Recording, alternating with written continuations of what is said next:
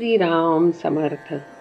सद्गुरू श्री ब्रह्मचैतन्य महाराज गोंदवलेकर यांचे प्रवचन दिनांक 22 जुलै.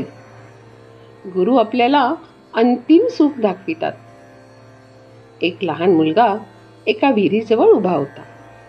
त्याची एक वस्तू आत पडली होती. ती काढण्याकरिता मी आत उडी मारतो असे तो म्हणू लागला.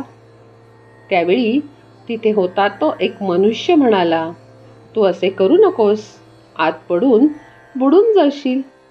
तरी पण तो ऐकेना. एवढ्यात त्याचा बाप तिथे आला. त्यानेही मुलाला पुष्कळ सांगून पाहिले, पण तो ऐकेना. मग त्या मुलाला बापाने धाक दाखवून आणि मार देऊन घरात नेले. आता मुलाला मारले म्हणून तुम्ही बापाला दोष द्याल का? एकुलता एक मुलगा नवस करून झालेला, त्याला जाऊ दिले असते तर काय झाले असते असे म्हणाल का? नाही ना.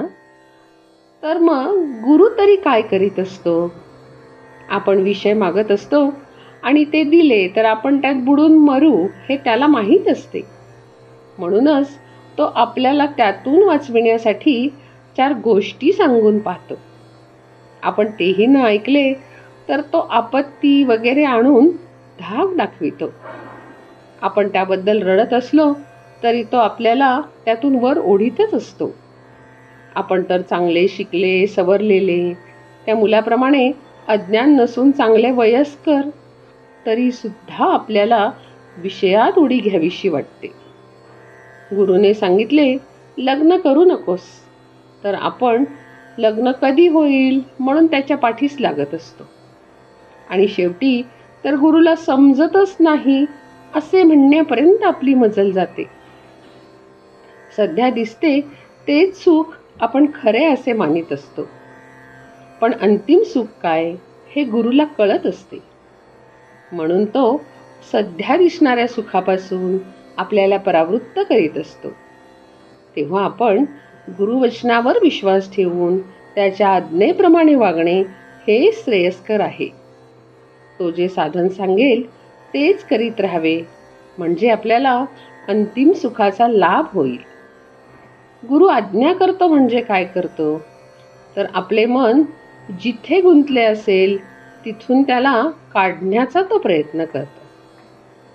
भगवंत भक्ताची संकटे नाहीशी करतो, म्हणजे त्याची प्रापंचिक संकटे दूर करतो असे नाही.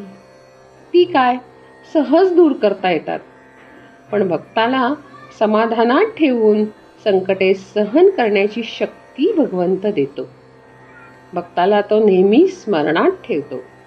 तसे भक्तच संत पदाला पोहोचतात. एखाद्या विद्वान माणसाची विद्वत्ता ओळखायला आपण थोडे तरी विद्वान झाले पाहिजे. त्याचप्रमाणे संत ओळखायला संतांच्या ठिकाणी असणारा गुण थोडा तरी आपल्या ठिकाणी असला पाहिजे. संतांचा मुख्य गुण म्हणजे ते भक्तीला चिकटलेले असतात.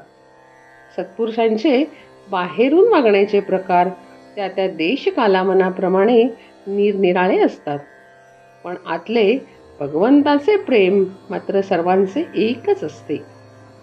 प्रापंचिक जन विषय प्राप्तीसाठी झटतात, पण विषय मागूनही जो देत नाही त्यापासून परावृत्त करतो तो संत. जानकी जीवन स्मरण. जय जय राम.